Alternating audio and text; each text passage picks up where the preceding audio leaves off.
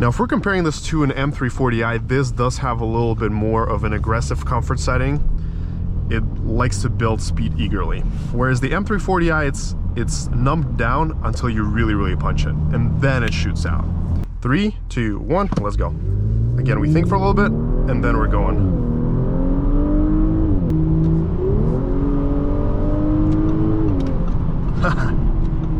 I gotta say, this car can really hustle.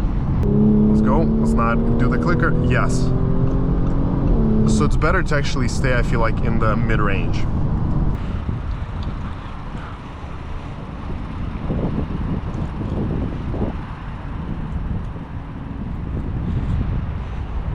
Hello there, everyone. Welcome back. Today we are driving a 2024 Audi S5 Premium Plus on our channel. A huge shout out to Audi of Lancaster P for providing me this car. And let's get started. We got that beautiful startup sound. So let's go check out the exterior.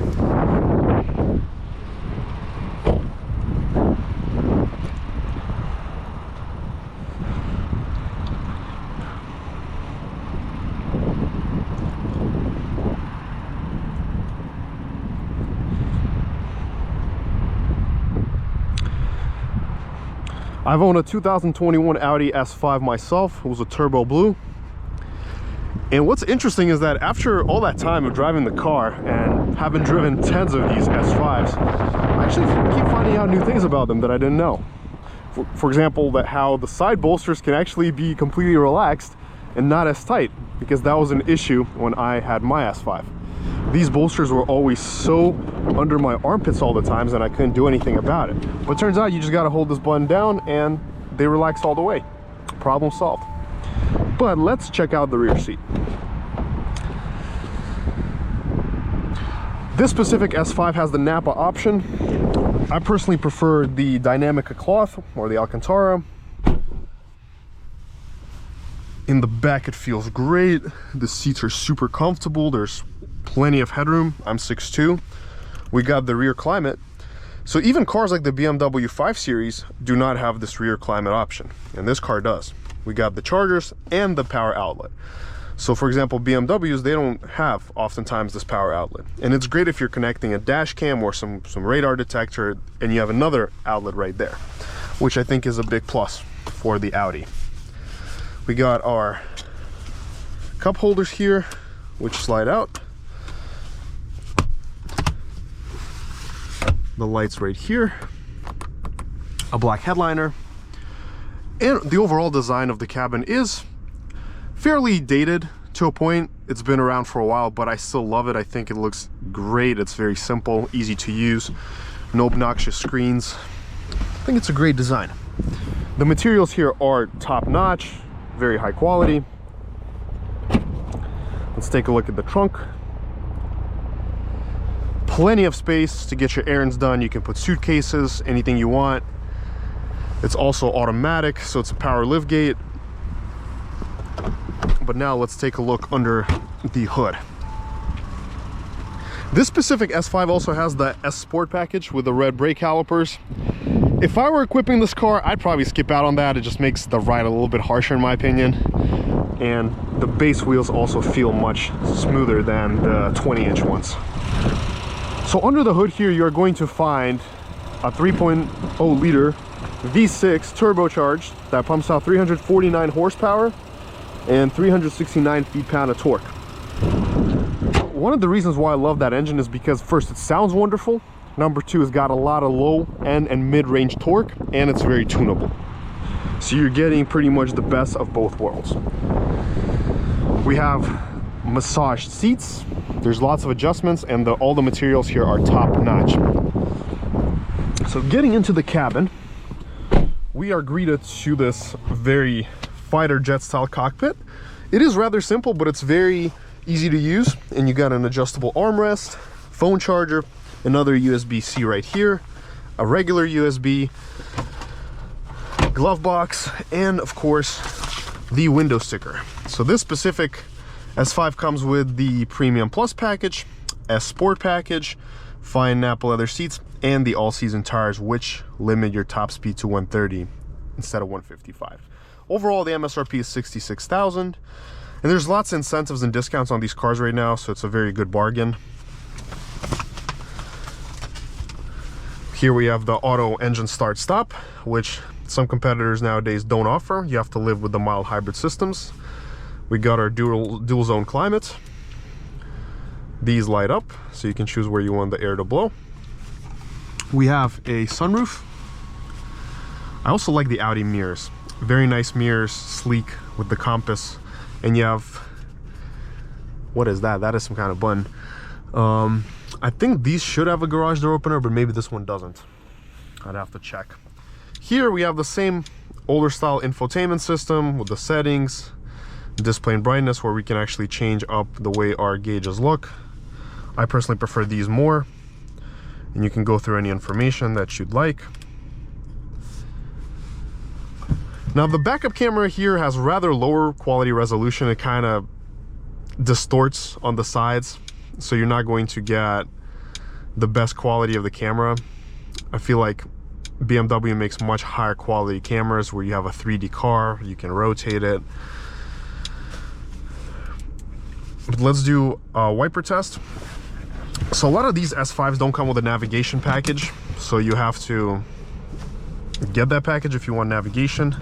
But let's do a quick horn test, and we'll actually begin our test in comfort mode. We'll begin with that. So a lot of the times people also ask, should you get an S5 or an RS5? And I'm gonna say this is very simple. Stick with an S5. It sounds better, it's way more comfortable on the ride, and for 600, 800 bucks on the tune, you can make it faster than RS5. Simple answer, save yourself 25 grand.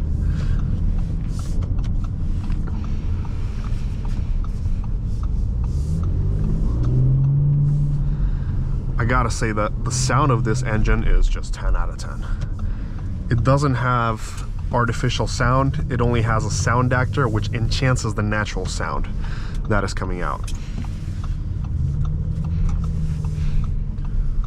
And there's one more thing that I love about these S5s is the scent in the cabin. Just the way the cabin smells.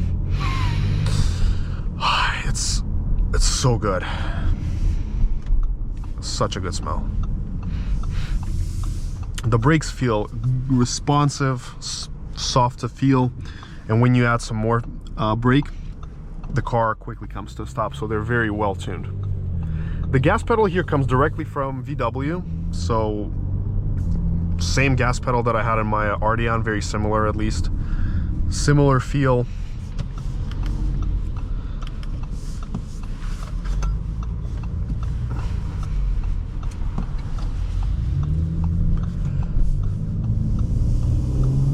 But there's so much torque, even in comfort mode. When you quickly add the throttle, it feels sometimes like the comfort mode is actually like a dynamic mode, because it's just so eager and happy to rev out. You don't have to really mush the pedal. Now, if we're comparing this to an M340i, this does have a little bit more of an aggressive comfort setting. It likes to build speed eagerly. Whereas the M340i, it's numbed down until you really punch it, and then it shoots out. But let's begin in comfort. Visibility is pretty good. I do wish Audi had the same blind spot system that BMW does.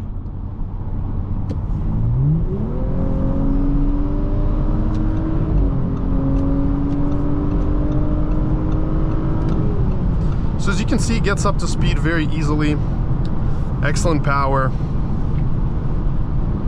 And cruising at this speed, you don't feel the speed at all. It just feels like you're gliding. The ride is composed, the cabin is hushed quiet, and I love the seating position. So you got your elbows to the right on the armrest and on the wheel. So it's a very ergonomically pleasing interior.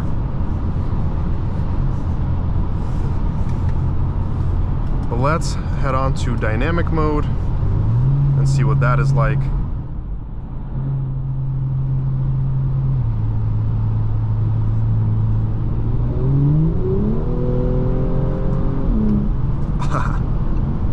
Very good.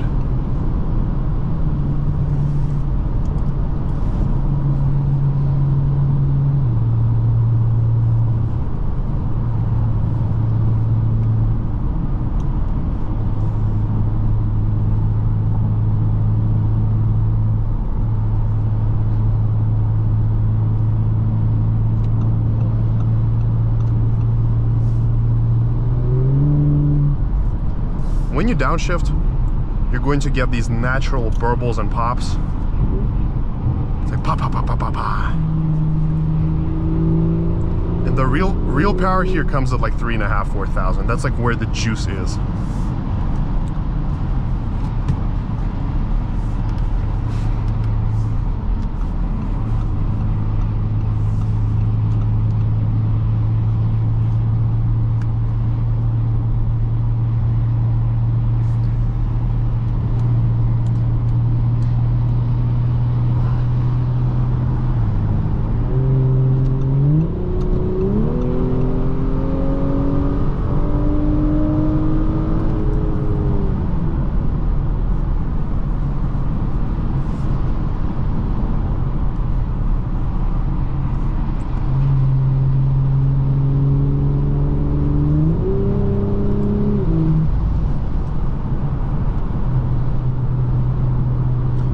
Let's take the next exit after this and check out the back road driving of this Audi.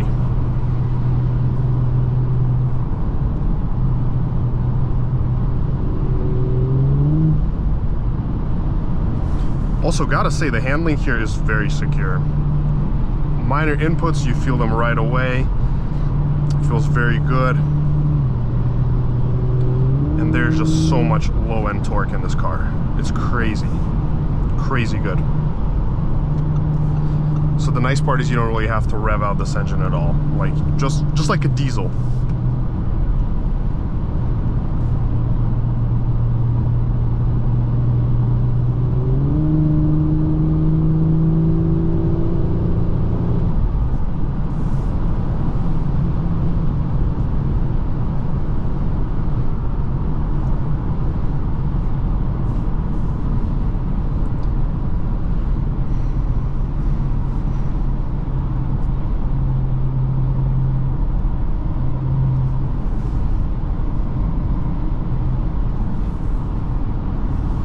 This is such a relaxing experience, just driving this S5.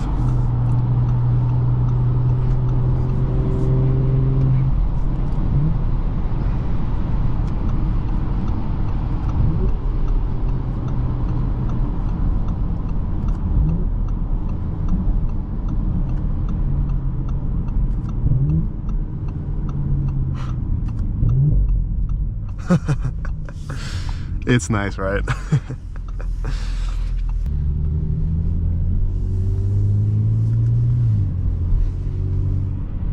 Let's check out the U-turn radius, see how good that is.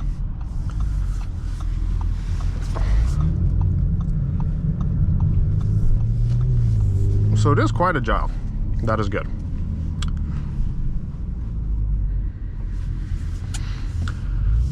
Now, as far as the performance, again, plenty of power in this car, excellent engine, lots of power. The one thing that you have to know about these S5s, and I will demonstrate that throughout the video, is if you try to floor these cars off the line without launch control, there will be some prevalent lag, and I will actually demonstrate that to you right now, so you know what I'm talking about.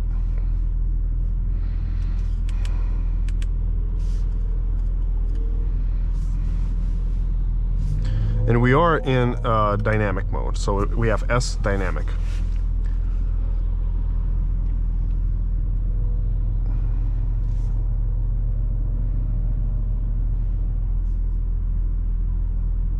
Once we floor it, it waits a little bit and then it goes. But beside that, flawless. And honestly, it's not a very big delay, to be honest. I've seen some of these cars have bigger delays than this.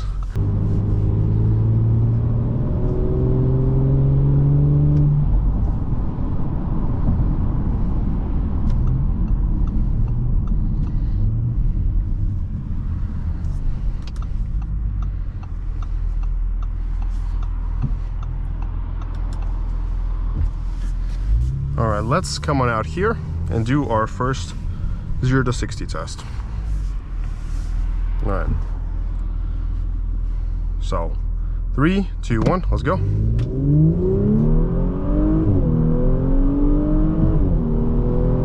And we did 0 to 60 in 5.49 seconds.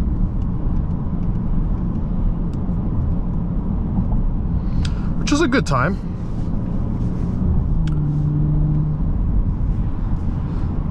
But let's turn around and try it one more time the other way, and then we will start to wrap up our test drive.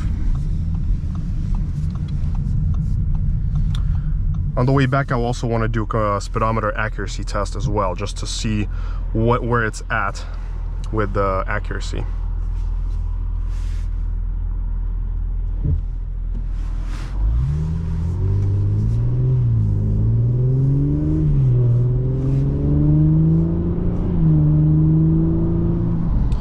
Gotta say, I'm so in love with the sound. It's so good. We got the distance warning right here. It's telling us, hey, be careful. We're not gonna do any launches. It's a brand new car. It's not broken in yet. So we're gonna be careful with that. All right, so 3, 2, 1, let's go. Again, we think for a little bit and then we're going.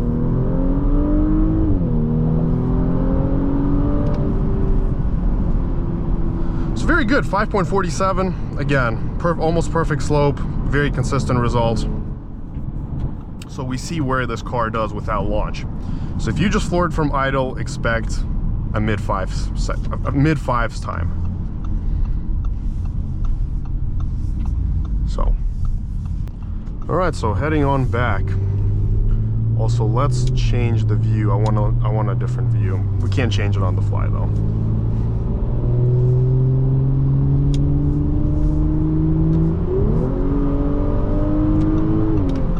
I gotta say, this car can really hustle.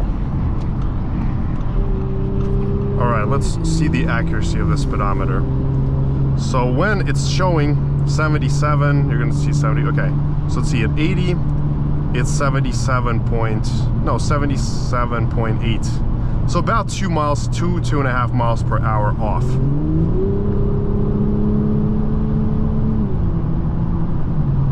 Yeah, about 2.5 miles per hour off on the speed.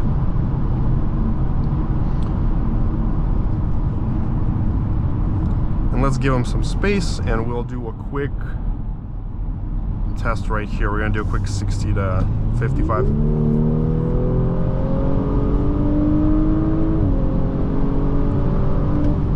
Okay, very good. So again, rolling power is very good in this car. Does it feel too different from an M340i in terms of this acceleration, like in this range? I mean, I'd literally have to measure it by the time because it's very hard to say off the top of my head. But this car doesn't feel like any less slower than any competitor. C43 or M340i, it feels great. The only place where I can definitely say it's slower is off the line versus the M340i, because the M340i just has that instant off the line kick with the mild hybrid. And then another test that I want to do is I want to see the elasticity test, is when we're going to go 60, but we're not going to go in the lowest gear. We're just going to go in this gear and we're going to roll into it. So, nope, it still wants to downshift. I'm just curious because when I'm in manual and I press the click at the end of the pedal, it still wants to downshift for some reason. And I'm like, I don't want to downshift. Right. Let's go. Let's not do the clicker. Yes. So it's better to actually stay, I feel like, in the mid-range.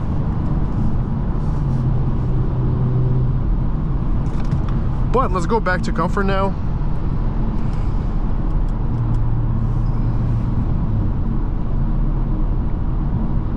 Yes, the discrepancy is 2.5 miles per hour.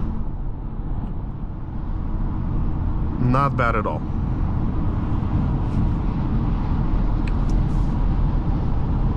Overall, I gotta say I'm very impressed with this car. Always hits the spot, always a joy to drive. Still feels fun after all these years. And I love the traditional layout here, you know. And if you want to pass, just put your pedal in a little bit and you're going.